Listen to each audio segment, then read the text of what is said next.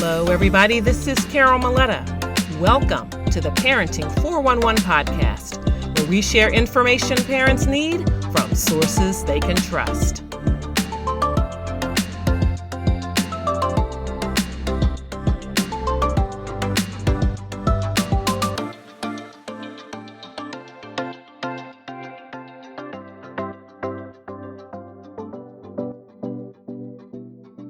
Welcome, listeners, to another enlightening episode of the Parenting 411 podcast. Today, we are thrilled to navigate through the harmonious and magnetic world of Feng Shui with none other than Patricia Lohan, an expert who has been dubbed the Mary Poppins of Prosperity.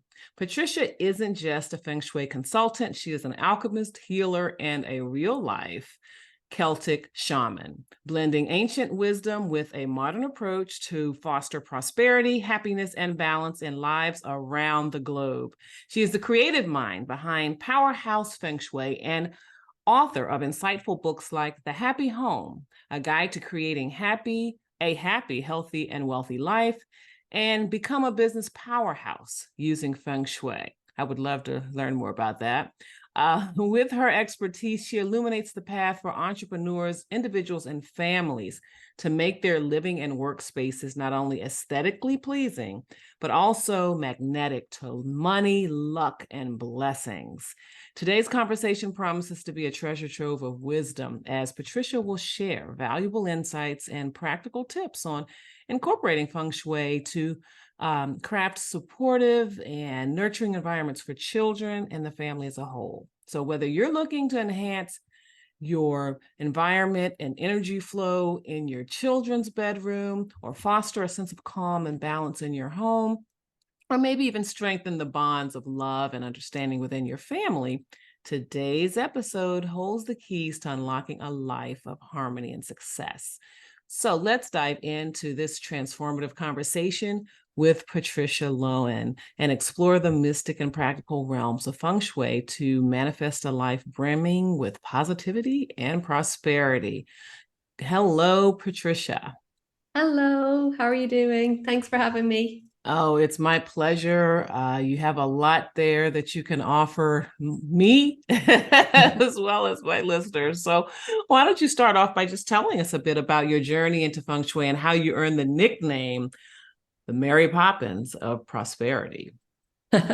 So it's a little bit like Feng Shui is a bit like the Midas touch. So everything that we and our clients, when they start to balance and harmonize their homes, they start to see unexpected windfalls and prosperity floating and kind of just arriving in their life, whether it's through a pay rise or a new job or just a repayment from a bank or something really crazy that unfolds. And that's why I got that nickname, because literally I get all these messages from my community saying, and then this happened. I can't believe it. This was 20 years ago and someone just sent me this money that they owed me.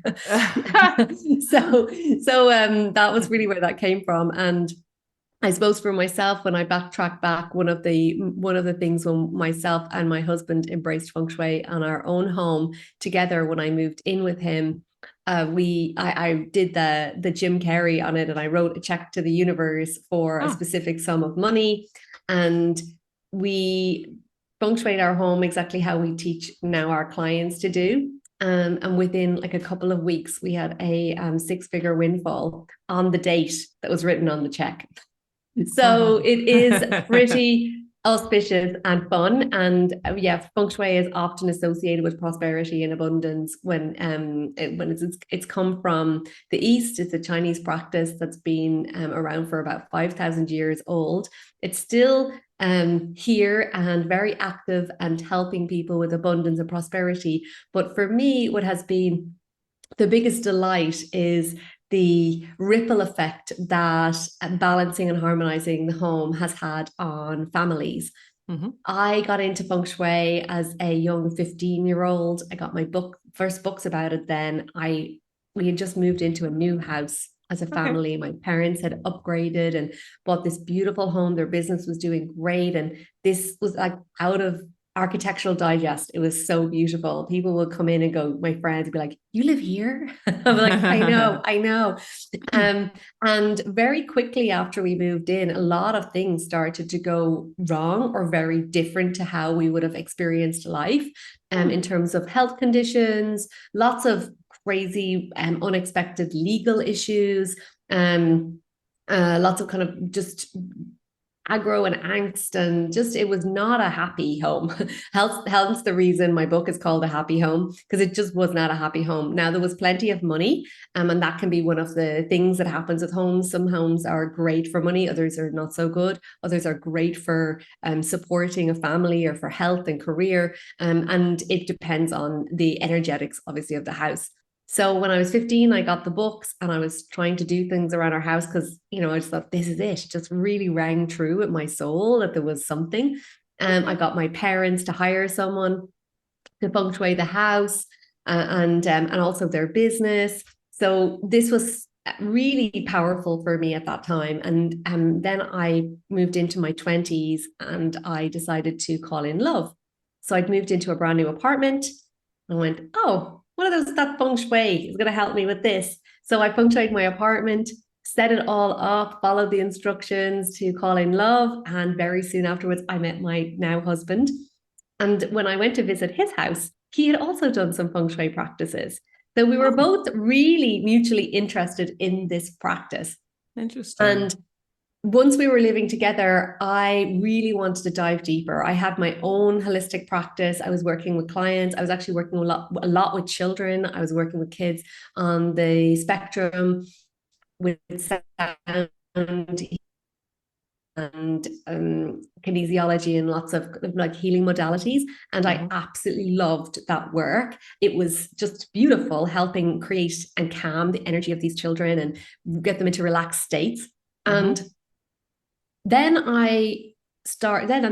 literally student is ready, the teacher appears, and these masters arrived in Ireland. So Ken and I decided to both do the training just for our own house, for no reason for anything else except like let's figure this out. And as I said, we had some very amazing, kind of unexpected, great things happen for us.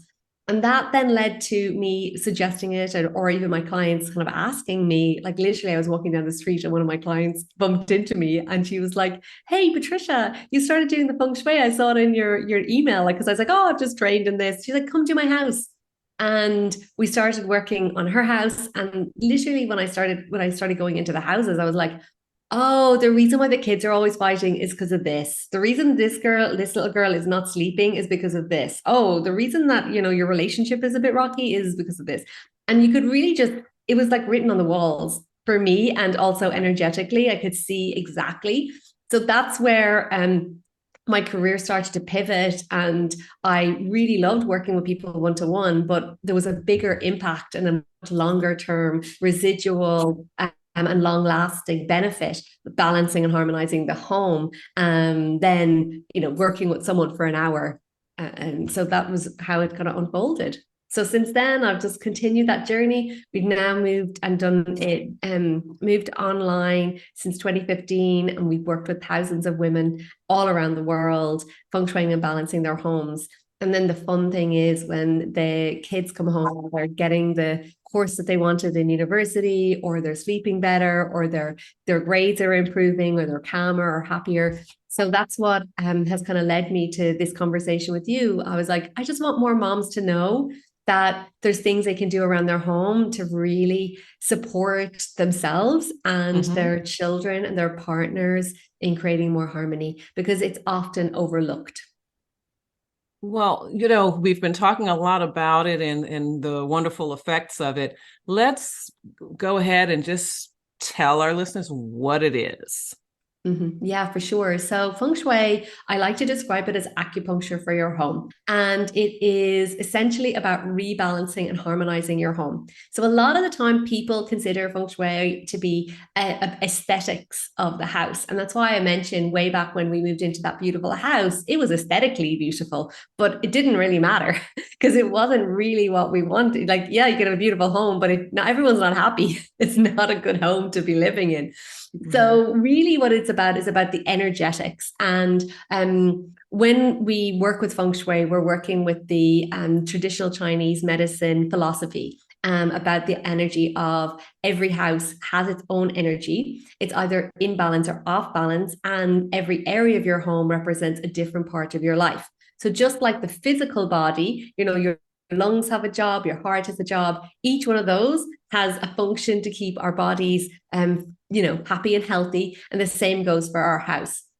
So when we start working with the energetics of the house, it starts to really support more flow and harmony. So that's like what it is. It's not about like really the position of furniture. Like there's only two things and two places when I talk about positioning of furniture that's important. And I'll definitely dive deeper into that when we kind of get into more of the do's and don'ts for families. Okay. So has it, well, I guess it really has helped you a lot professionally. I'm wondering how you integrate your background. You're a real life Irish Celtic shaman, you say. And so how does that integrate with your Feng Shui practices? So absolutely everything is energy, and the shamanic work is really about connecting with the elements as well. So it's like connecting with Mother Earth, connecting with nature, and essentially, when I like to describe like what it's like to live in a feng shui house, it's like picture yourself in your favorite place in nature, where you just feel so good and so connected, and just like appreciative of everything happening and where you are at that moment. And that's essentially what we want to do when we feng shui your home. So I absolutely love the connection with nature, and the shamanism is literally working with the elements on an external kind of bigger version. It's the same as doing internally in your house. Because when we start working with feng shui, we're working with the 5 elements, which are fire, water, metal, earth, and wood.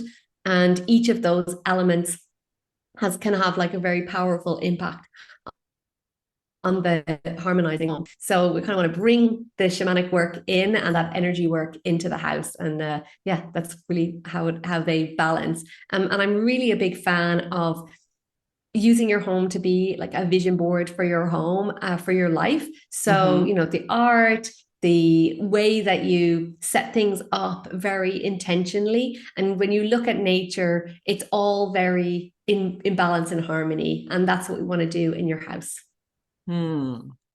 We'll be right back after this.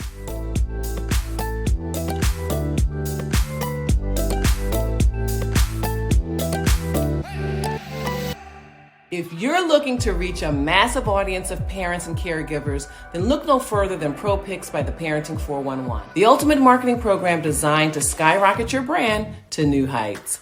With ProPix, we've created 3 incredible packages to suit your marketing needs and budget. So let's take a look. First up is our social starter package. You'll receive a stunning graphic promo piece, plus we'll also feature your brand on the Parenting 411 Instagram page. It's the perfect way to make a memorable first impression and get parents buzzing about your business. Now, if you're ready to level up, our Parenting Pro package is where it's at. You'll enjoy all the benefits of the social starter package, plus more awesome benefits, including exposure on the Parenting 411 podcast, which reaches parents in more than 22 countries each week. But wait, there's more. For those seeking the pinnacle of marketing power, our Elite Exposure package is the way to go. You'll get even more exposure across our platform, including thousands of followers and connections on LinkedIn. Get ready to dominate the airwaves and establish yourself as the go-to resource for families everywhere. Take advantage of ProPix by the Parenting 411 today and unlock unparalleled marketing opportunities for your business. But I should tell you that prices are set to increase on November 1st, so act now. ProPix by the Parenting 411 is your passport to the hearts and minds of parents. Visit ProPixbyP411.com. Join us today and watch the magic happen.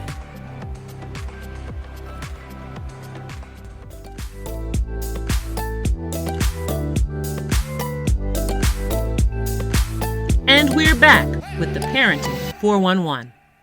So let's talk about how moms can incorporate Feng Shui into their children's spaces and without getting in there and overwhelming them, because, kids are particular about their space and their things. So how can parents begin? So the very first thing I like to say to parents is, this is not about overhauling your whole home, okay? This is about becoming much more connected to the energy of your home and becoming more conscious of what's coming into your house and really being more mindful of the energy of it. So the first thing I would say to people is to start, to women and moms, is when you're outside your house and you're on your way home, I want you to start to think about like how you're feeling as you're driving home. And how does it make you feel? Are you getting up towards your driveway or to your apartment when you're walking up? What's the experience that you're having? So the front door of your home is the mouth of your home. It's where the energy comes in. It's where the opportunities come in. It's where the life force comes in through this door. And oftentimes, because we're so busy in our lives, we're not really looking and seeing like, how is this impacting me? So are there weeds? Is the welcome mat nice and clean and happy? Does the house look happy? Like if you stand outside, you can often see like the windows are the eyes to the home. The front door is the mouth of the home. And if the windows are dirty, you can't see where you're going. You can't see what's coming at you. And it can feel like I'm just unclear. So oftentimes your home is a mirror of you and your life.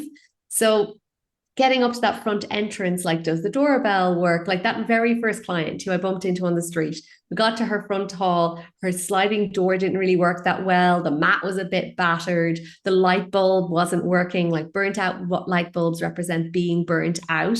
So like there's a whole representative of like how we're getting in and how it's easy. So when is it easy to open the door? That's like, is the energy getting in at all? So they can represent like little struggles. And it's like, how can you make this sense uplifting? Because you want to get to your home and you want to feel good. And you're like, oh, I'm home. Like, this is great.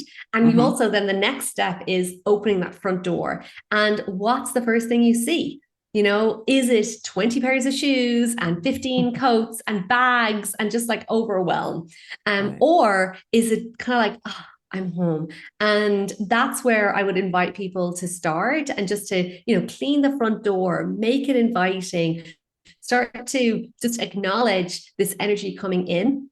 And then make that front entrance and that front, when you come inside, like, can you get a container for putting the shoes? Can you get rid of all the coats in the back of the door so the door opens fully? And like, what's up on the wall? Like, is there a wall in front of you? Like, what can you see first? And really kind of make this space inviting. I just comes to mind as an example of a client who, for literally months and months, she was kind of undecided about joining our program. Anyways, she decided to join, and the first exercise we did was at the front door. And she walked in the front door and she realized that literally right at the side of the front door was this big pile of bills. So it's like the first thing that she saw when she came in was the bills. Like, right. How does, like, even if you're not like consciously thinking of it, it's like this unconscious impact on you.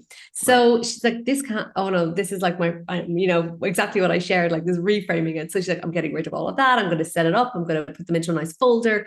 So she put them into blue or black folders. Are great folders for the bill, because it's cooling and dampening. She put them, filed them away, got it all organized, made it lovely and welcoming, got a fresh plant, put it there.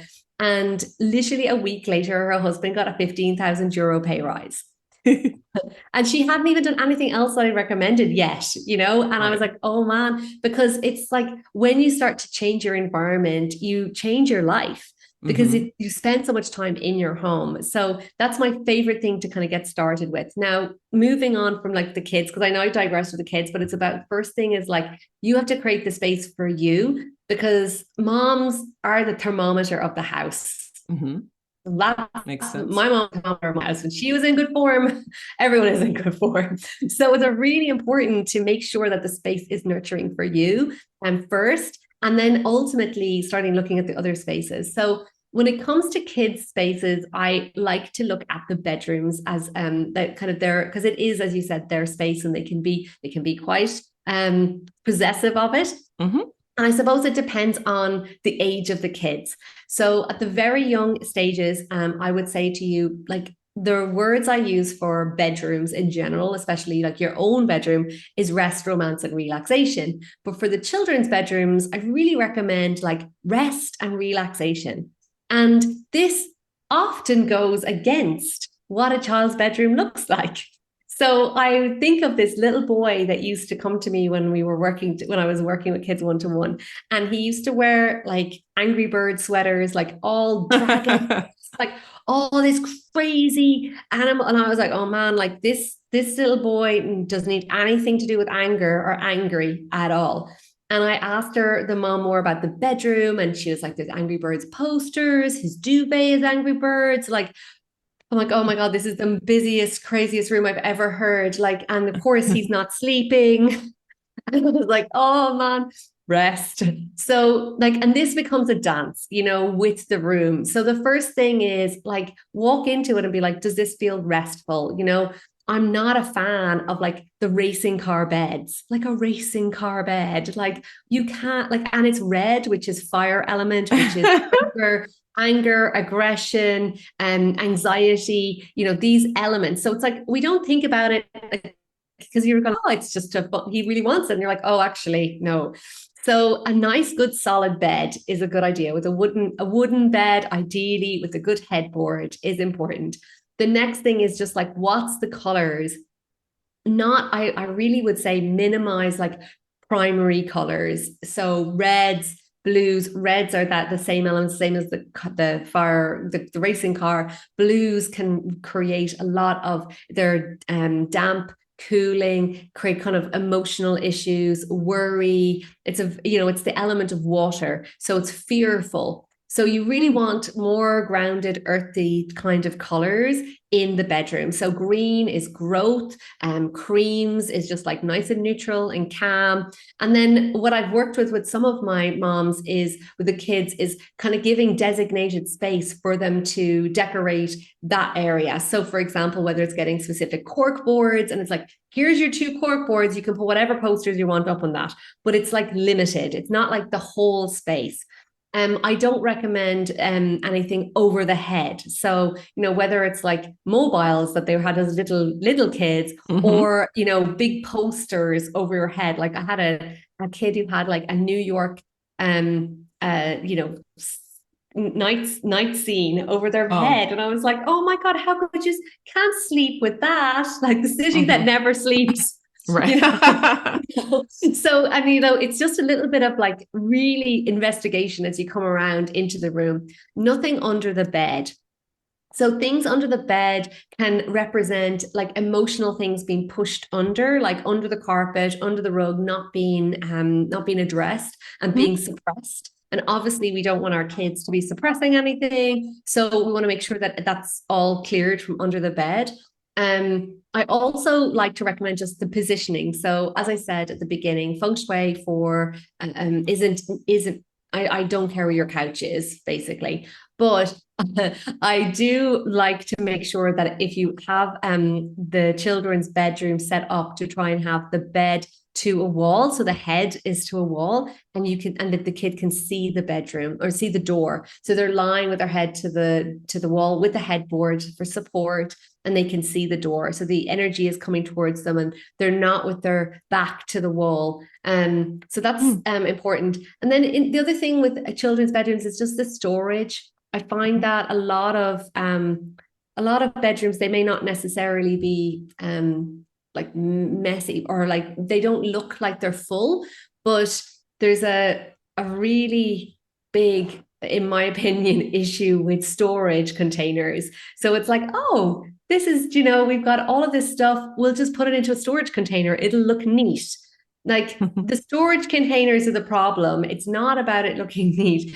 They don't need that much stuff. And I think that this is one of the things about this mindfulness of like what you bring into your home, and about like if you have a storage container full of their toys and they haven't been touched for 6 months, then it's like, okay, it's time to let it go and be like, no, we need to reduce that, because same like Feng Shui, as I said, is acupuncture for your home. Where there's stagnancy means it's going to create, like where there's clutter or things left for a long time, it's creating stagnancy. So it's creating like blocks in the home and in the energetics of everybody. So I highly recommend being a little bit stricter on the stuff in the room, for sure. Wow, so much there. And that we actually thought about too when our children were younger. And I didn't really tie it to feng shui, but we didn't, no TVs in the room, things like that. It was really supposed to be about coming in there to rest. I mean, even during their bedtime or preparing, bath time, preparing for bedtime, we had soft music playing as they, I have twin sons, and while they, took their baths and all that, and then came in for stories and prayers and things like that. But I definitely wanted their bedroom to be a place where they knew that they could rest and be at peace. So, a few of their, their favorite stuffed animals and things like that. But like their books, we had the books that they were going to read that day, whatever, but we kept those in a separate, they kind of had another activity room where those were. And so that was kind of the thinking. And then even ourselves, we didn't watch watch TV in the bedroom or anything either. We tried to create that for our own bedroom. So I guess we're on the right track there, but I can hear some other ideas that I might need to, to incorporate. But yeah, this is really good. And so so how easy is it to, especially if your children, if you didn't start off that way, getting children to buy into, like, let's make these changes in your bedroom. Yeah. So one of my favorite things to do with kids, especially with the buy-in for changes, is like to do something like make something like a vision board, like a dream board, and be like, okay, so the universe got spirit abhors a vacuum. So if you let go of some things, we're going to make space for some new fun things. So let's like have a fun, like create a vision board. And wow, there's like 20 things on this. So we're going to have to let go of 20 things to make space for these things, for this to come in. So it's a little bit of like it's a fun one of like, what's your dreams? What's your vision? And let's make space for those things to happen in your life. And it's a muscle that you start teaching kids from a young age, then, that you like holding on to things is not helpful, because what I see and what I found in my practice is that when people are holding on to things physically, they also are the same with emotional things. So, they hold on, and like teaching children to be able to let go and is an amazing practice, because if they're good at letting go as kids, they'll continue that and maintain it on like with physical things, but also with emotional things as well.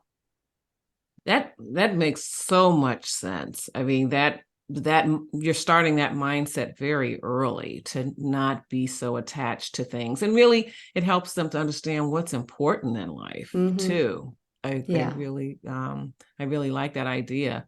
What are some tips that you have for maybe setting up their study environment and really, setting them on the course for academic success? Yeah. So what you shared about the books in the other room and having that separate space, like if people do have the space, and I suppose it all goes down to space in a family home. If you do have the space for them to have a separate kind of study, or maybe it was like the playroom room for their kids, and then it changed when they're young and it changes into a study area, I would definitely recommend having that the differentiation between the two, and having a bedroom that is just for bedroom, for rest, and minimal stuff in it, and then have the school stuff in another area.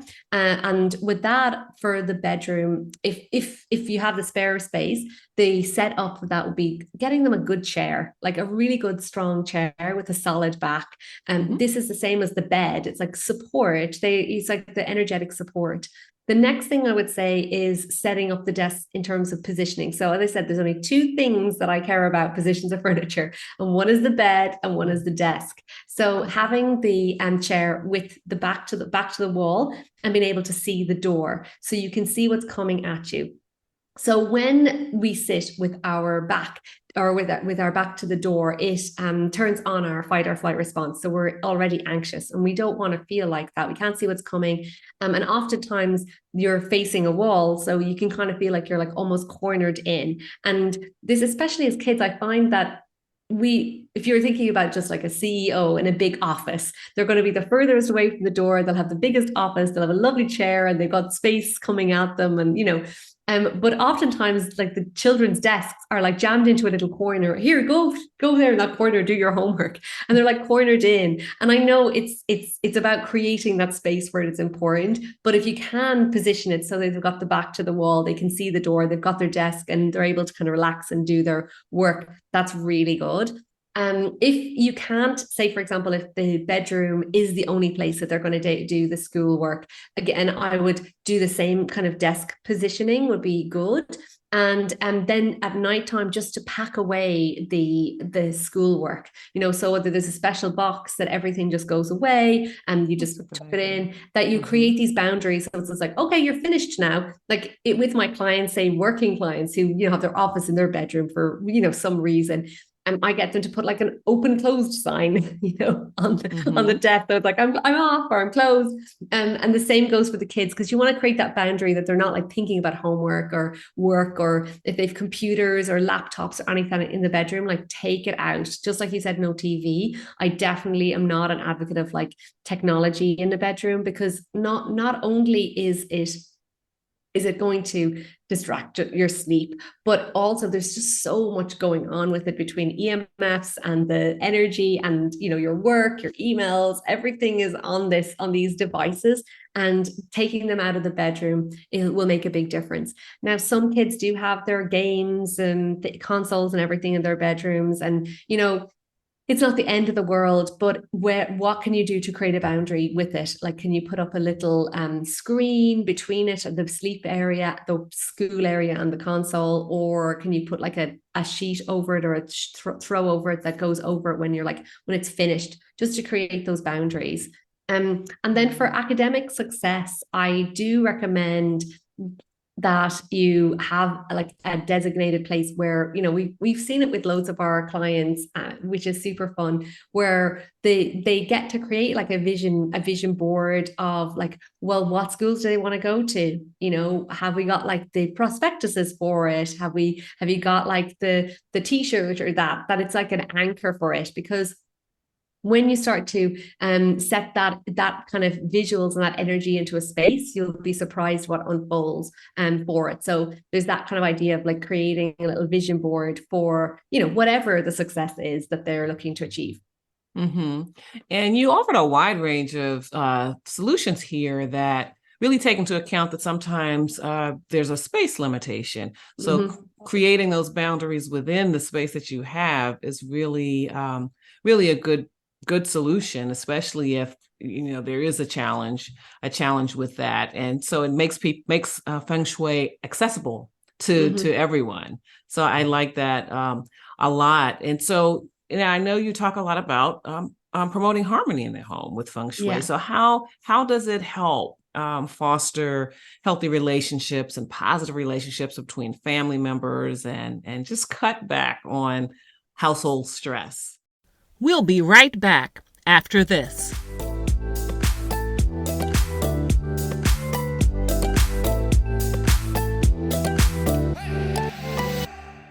Are you a parent looking to unlock your potential in raising confident, capable, and courageous children? Well, look no further. Join us at the upcoming Parent and Purpose Summit Back to School Edition, where parenting experts from around the world will come together to share their wisdom and insights. I'm Carol Maletta, founder of the Parenting 411. This summit is your opportunity to gain essential skills and tools to become the parent you've always aspired to be. Over 5 incredible days, we'll dive deep into topics like positive discipline, effective communication, mental health, self-care, school readiness, and more. An attendee from our last summit told us, "This summit changed my parenting game. I feel more confident and connected with my children than ever before." So secure your seat at the Parent and Purpose Summit today. Visit parentandpurposesummit2023.com. That's parentandpurposesummit2023.com. And click the registration button to join us on this transformative journey. The Parent and Purpose Summit, where intentional parenting begins.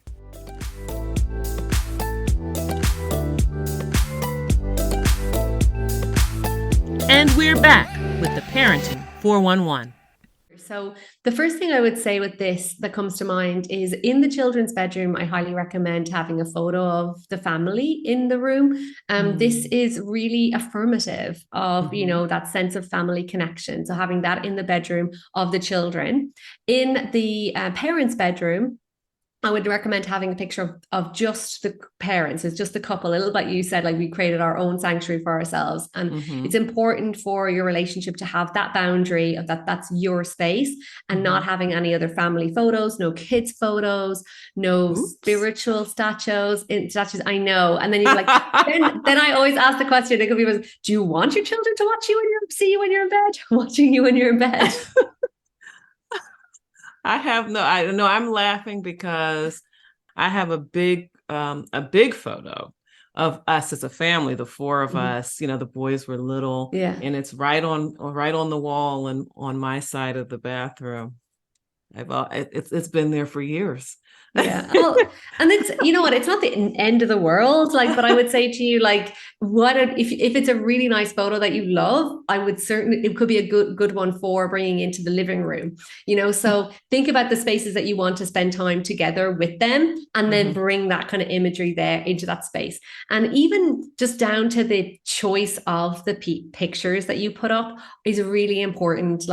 We can have these beautiful portrait photos. And I remember walking into a lady's house and we were, she basically hired me because of the family, just that her husband and her son just didn't get on.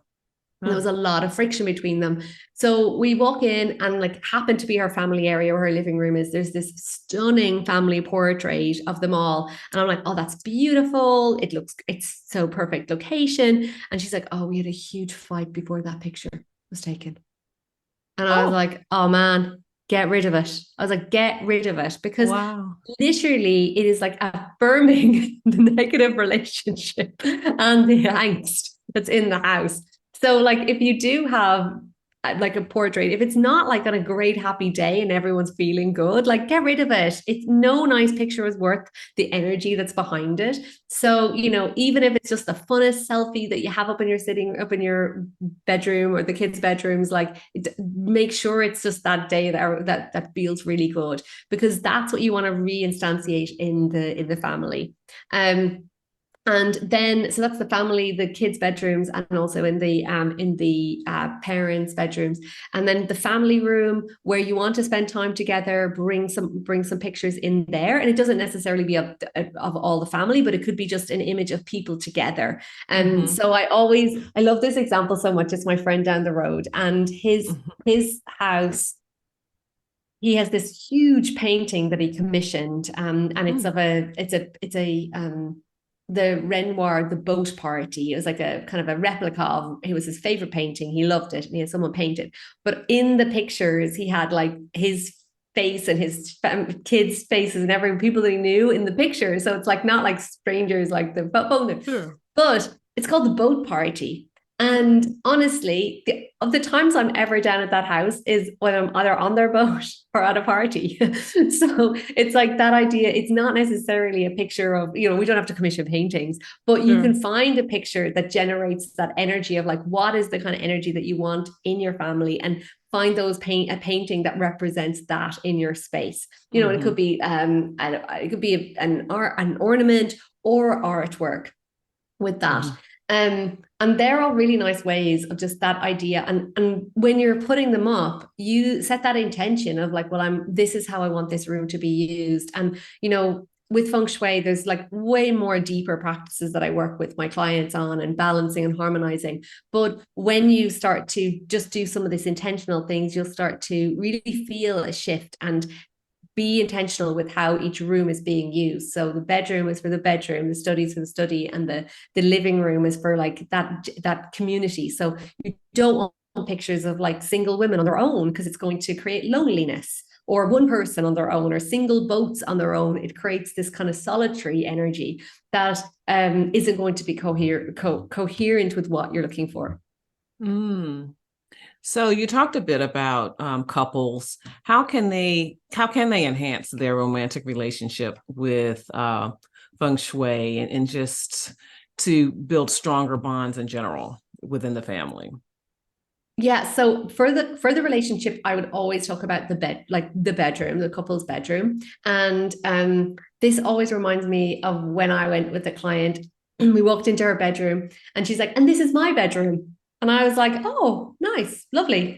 It's not our bedroom, it was my bedroom. And I was like, okay. And the whole room was pink. And there was angels and fairies and books and everything. And it was just her sanctuary. There was like no, you didn't even know there was a man there. It was lit, and I just thought, oh man. And this is obviously the most extreme version of it, but I found and seen lots of different variations of this in terms of that the room is not harmonious. It's not balanced. It's not like got this sense of like there's two of us in here and we both had a say in how this is. So it's like bedside tables, kind of similar height. You know, if one is out of sync with the other, it creates this imbalance. You know, I went into another room once and I was like, oh, I wonder who wears the pants in this relationship. You could see it. It was blatantly obvious. And it like mirrored with the way everything was set up in the bedroom. So 2 bedside tables, two lamps, and get that nice picture of the two of you together in your room for a really happy time. And also, if you want, you could bring some extra art in of an image of a couple that like really feels good with doing the kind of thing that you want to spend time together doing.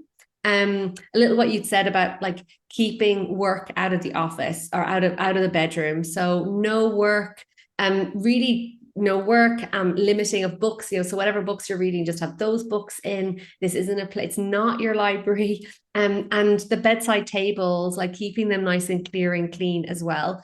And then the wardrobe. You know, when I was calling in love, like I set up that bedroom and I really was so conscientious in there's space for someone else here. You know, so maybe there's single moms listening, and they're like, you want to call in love. Well, you need to make space for that person. And the same goes for in a relationship and you don't see them much, or you know, again, have they got space in the wardrobe? Like, are you taking it all up? You know, even if you give them a bit of the space in that room, that they've got some kind of say. You know, another lady, she was chatting to me one day and she was like, oh man, like of all of this is like my temple. You know, she had her shrine, she had all of these pictures, and she had right beside her bed like her whole altar. And it took about a third of the bedroom. And I was like, this is the 3 people in this relationship. Like there's you, your husband, and your, you know, your practices and your, you know, your devotion, which is totally fine. You're allowed to have that. But in your bedroom, it's not going to be helpful. So we worked together and we looked and found another place, an alternative location in the bed in her home that it could fit in, and it worked for her. And literally a week later, she messaged and she's like, I cannot believe the shifts in our relationship. I was like, I know.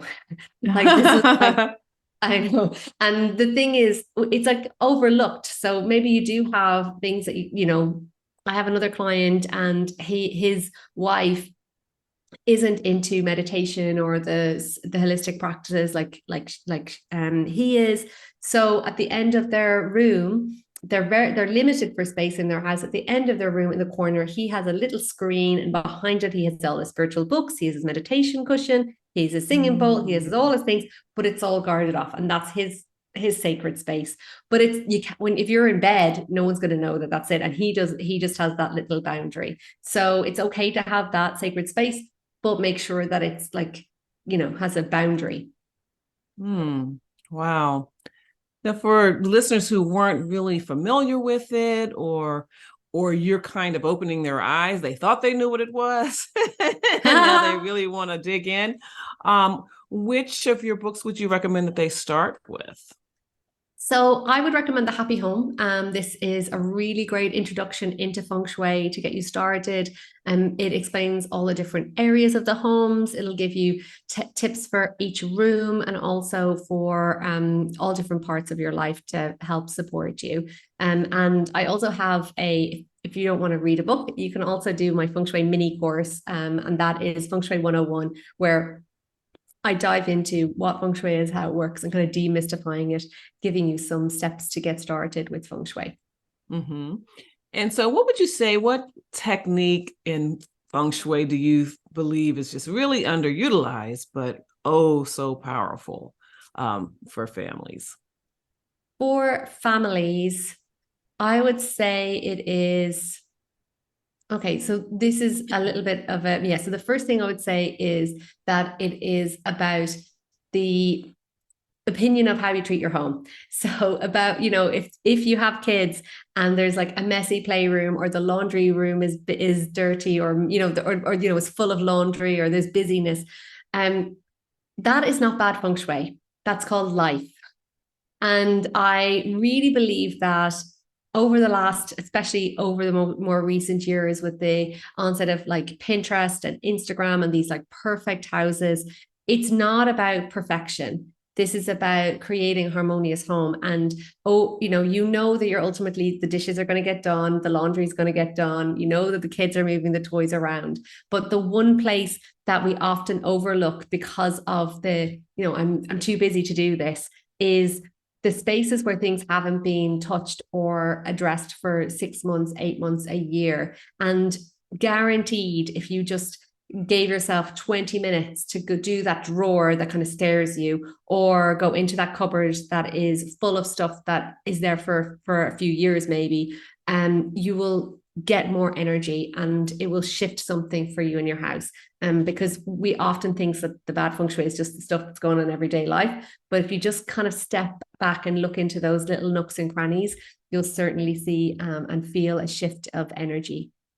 Well, that's a great place to start. And like you said, maybe you have 20 minutes to work on something. So that's good. And I'm sure you have many more great ideas in your book.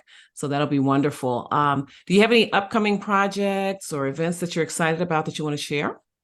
So I am running an event. I'm not sure when this is going live, but I'm running an event in November, the 17th and 18th of November. And it's a live event in person in Ireland, but it's also going to be live streaming virtually as well. And it is 2 days of internal feng shui.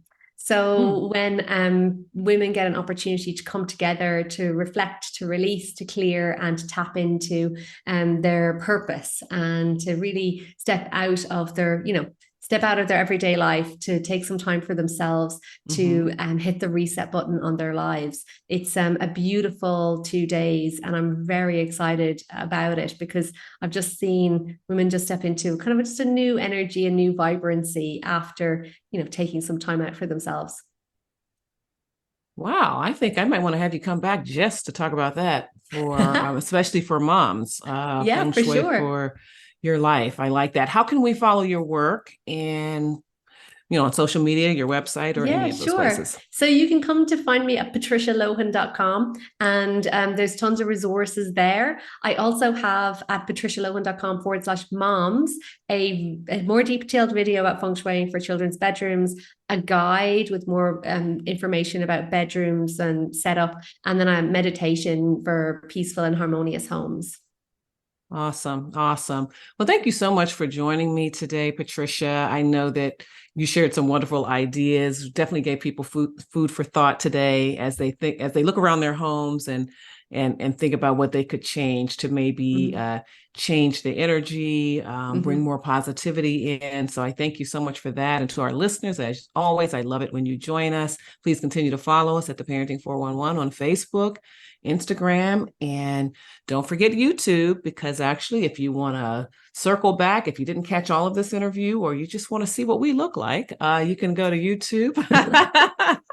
The video will be there, and you can check us out again. That would be great. Be sure to like and subscribe over there. Share with your friends too. And I want to remind you that I am offering I'm offering Mother's Work, my mini motherhood memoir. That's Mother's Work, Pearls of Wisdom and Gems from My Journey. I'm offering it free. You just have to pay shipping and handling, but it comes with some amazing goodies. A webinar, workbook on communication with your children, and other things like that. So remember, it's www.mothersworkthebook.com.